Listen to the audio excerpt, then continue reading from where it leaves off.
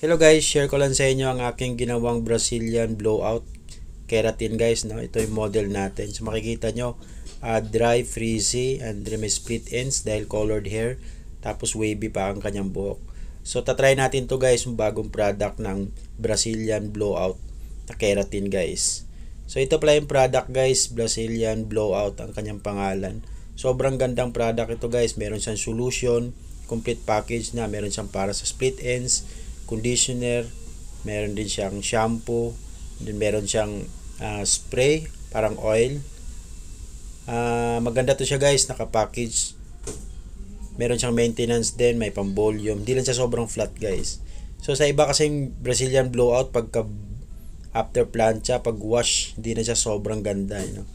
So ito, testing natin guys. Papakita ko lang sa inyo yung na-wash na buhok. Dapat may cleanser siya. So yun guys, yung na-cleanser shampoo. So, papakita ko sa inyo yung application ng product.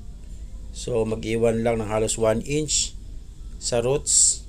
Tapos, lalagyan hanggang mid hanggang ends. Tapos, blow dry plancha. And then, iwawash. So, ito yung resulta guys ng ating ginawang Brazilian blowout keratin. No? After mawash, tas binlow dry lang natin siya. So, hindi siya sobrang flat.